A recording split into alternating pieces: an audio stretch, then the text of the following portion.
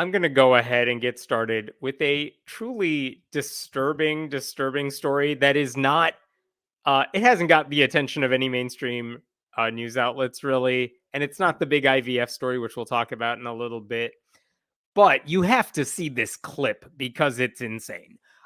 This sermon clip has gone kind of viral now, and it's actually from a sermon from, I believe, August of 2023. But let me set this up for you, and then I will let you hear it.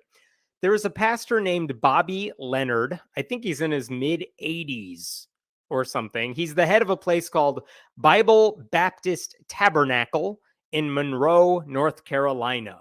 So it's one of those independent fundamentalist Baptist churches. And basically, he was complaining about how so many women today are wearing shorts. And can you believe the horror of it all? And then he said something that's even worse. And if you're not sure what this clip is, I'm not going to give it away yet. But he's very upset that all these women are wearing shorts. This clip was first posted by a Twitter account, Bad Sermons, which routinely posts clips of preachers behaving badly. And I was able to get a copy of the sermon from him. And so I'm going to play you like a 2-minute clip. And it is a little hard to follow this guy. He's old, he talks fast, he stumbles a lot, but listen to what he says when he gets to the part about women wearing shorts, and we'll talk about it afterwards, all right? I told my wife that this is the kind of preaching we need. I told my wife, I said, Mama, when we go to Pigeon Forge, to the outlet malls, when you go uptown here, we'll go up to sit at the parking lot at the outlet mall, the mall here. I said, you watch it. I said, count them. You'll find more women going to have shorts on than you will with pants and dresses put together. So I sat there. I just want to be sure, but I sat there some time ago for, I don't know who's out in the, I guess it must have been some of the family. My wife don't go that shopping now. And I sat there in my car. I thought, I want to see if that's right. And I counted. Try that. You'll find more women go in those places with shorts than you will women with pants and dresses put together. Try it. If you got time, try it. Have your boy go up there and try it. Just watch for him. Have your girl go up there and watch for it. And you know, I used to say this. I haven't said this in a long time. You ready? I said, if you dress like that and you get raped and I'm on the jury, he's going to go free. You don't like, do you? I'm right, though. I can't help you don't like it. I'm right.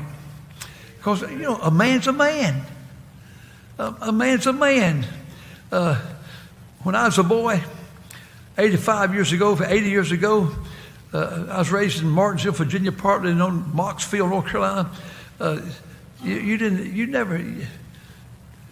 Listen, I don't remember women wearing anything but dresses back then. Oh, boy. Okay. No subtlety there. Let me repeat it in case you missed it. He basically said, no, he did say, I'm quoting this, I'm reading this to you. I said, if you dress like that and you get raped, I'm quoting, and I'm on the jury, he's gonna go free. Because, you know, a man's a man.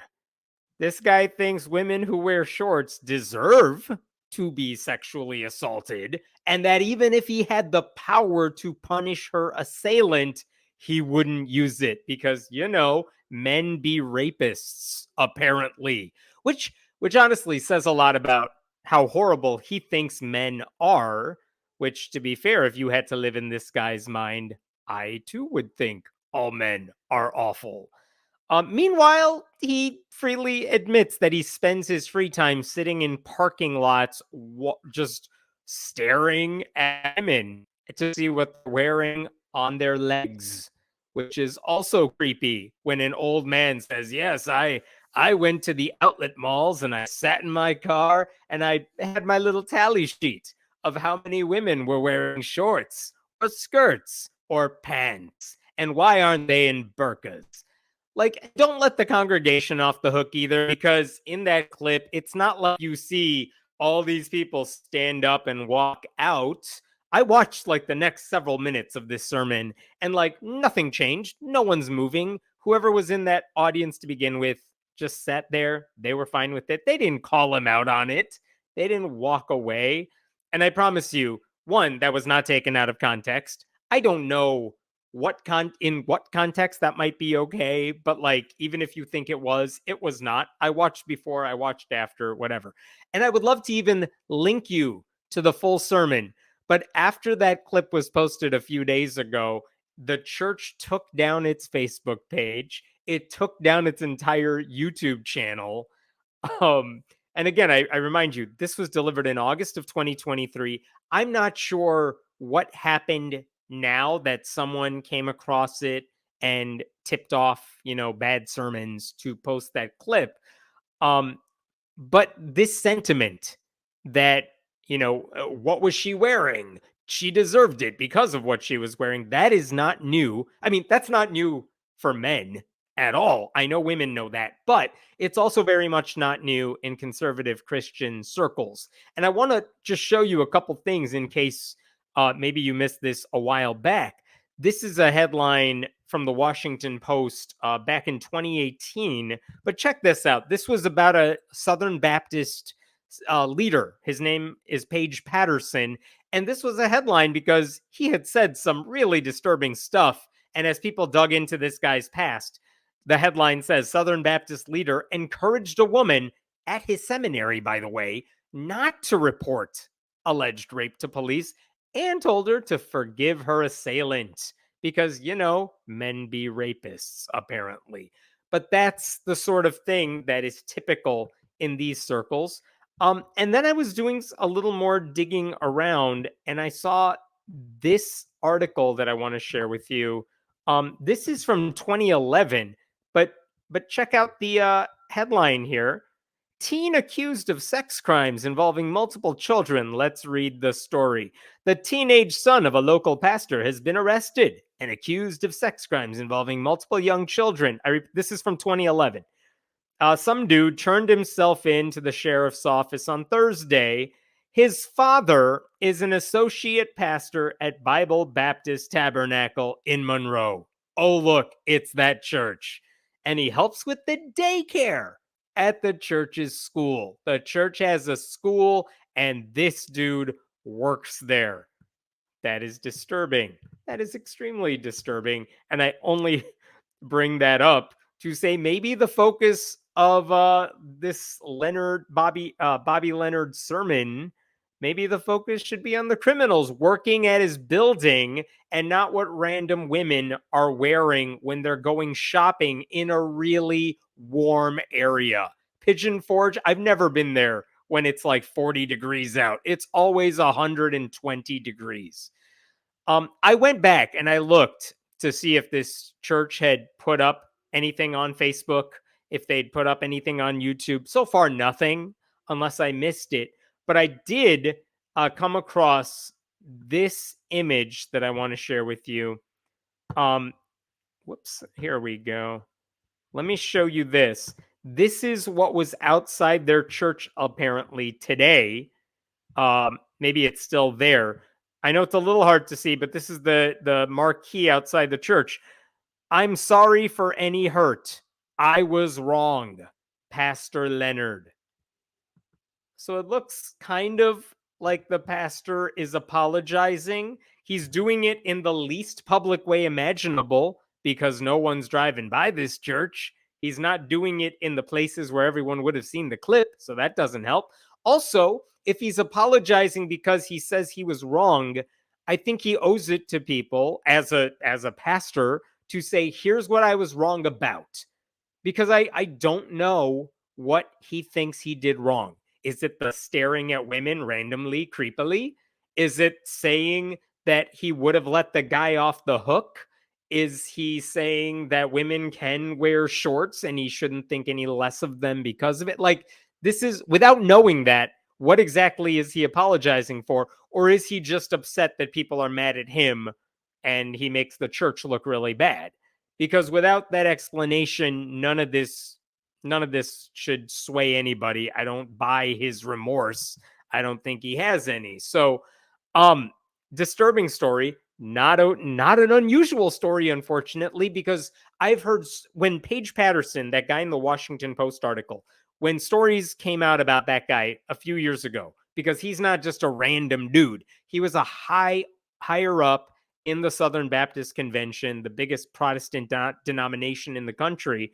When that guy basically said the same thing and was just an asshole to women who were making allegations of abuse, the comment you heard from so many people is, that is what I was told too. Women who go to these churches were told, like, if I wear shorts, I am tempting men to lust after me. If you were a curvy woman and you covered yourself up, but because you're curvy, they could see the outline of your figure, the women were told they were doing something wrong because the men might lust after them, which makes you wonder, what are they supposed to do at that point?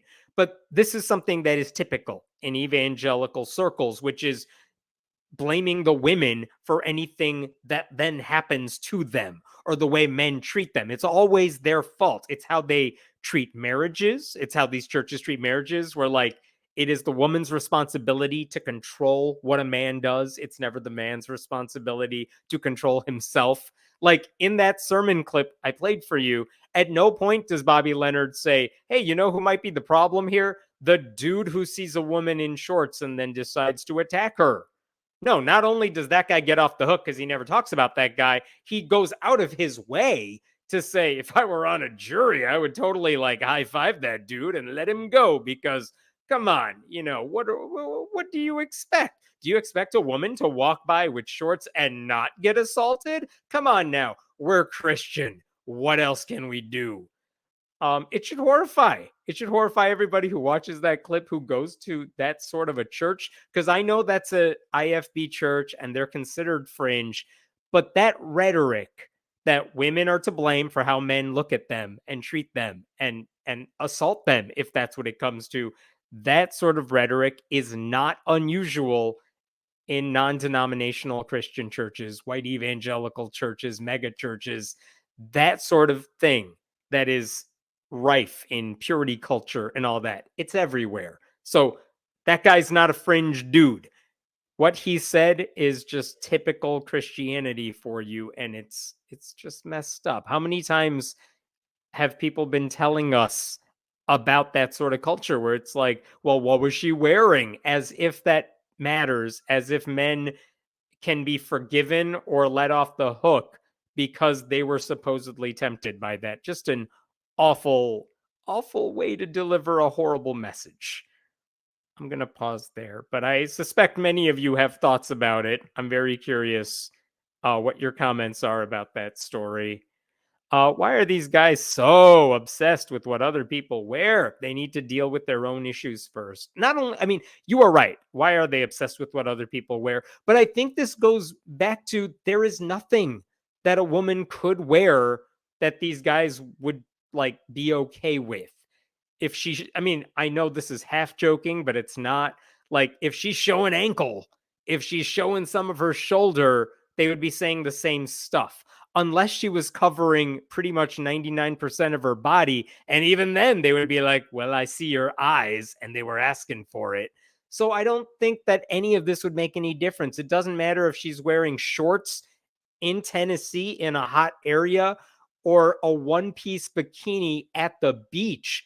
Nothing would be okay for men like this because they just want to police what women are doing. I mean, that's a running theme of a lot of stories today. What else we got? If I wear shorts as a man, dude thinks I'm asking for it. I don't have anything to add to that. Does that guy wear shorts? I mean, I'm kind of curious. When does he think it's all acceptable? What's the temperature at which it's okay to wear shorts instead of pants? You know what I mean? I don't know. But the double standard, yeah, it's very obvious. I prefer it when women wear the clothes they want without fear of assault, but that's just me. Once again, being more moral than Christians. No kidding. Like if atheists are like, wear whatever you want, and yet we're the immoral ones, how can we have any morality without a higher power, right? Meanwhile, this dude's like, I would high five a rapist. They say they spend too much time trying to control women. Why don't they work on self control instead? Not only are you saying that this is something many young evangelical women have been saying to themselves, many of them have been saying it out loud in places where they're allowed to speak. I don't know how much sway they have to convince their pastors to do it. I hope more pastors, youth pastors, megachurch pastors are aware of the problem. But again, I don't even want to just blame Christians for this. This is a societal problem where it's easier for a lot of people to blame women than to ask men to control themselves or blame them for what they do. Uh, it's not religion only. How many of the parents in the church have granddaughters and daughters would agree that the assailant should go free because their loved ones were wearing shorts? Yeah, I don't know. And you can tell from that clip, the pastor even kind of acknowledged this up front. Like, I don't say this very often, or I haven't said this in a long time, but I'm going to say it now. What did he say exactly? I used to say this. I haven't said this in a long time. Part of him knows what he's about to say is not okay, but then he went ahead and said it. And again, you have to go back to, why isn't anyone leaving this church as a result? How come there's no indication anyone walked out in that moment, walked out later? Because there are women who go to this church. When they pan out later in the sermon, you could see women in the audience. And again, maybe they just write it off as, old man, our beloved pastor just said something crazy because he's old. But it's not because he's old. It's because he's in this culture and this is typical. What's the average age in a church now? 80? In denominations like theirs, that probably wouldn't be that far off the mark. This is true of a lot of places of power. Like the average Republican congressman is also like probably in the 70s. Democrats are not off the hook there either. But yeah, this is the problem. They accumulate power and then they just wield that power until they are dead. And for a guy like that, who's in his 80s, to think he has this sort of wisdom that he needs to let the younger generation know about, when the stuff he says is pretty much proof that this guy's done. He has nothing more to add here. There's nothing we can learn from him. He ought to retire and hand it to someone who's at the ripe young age of 75.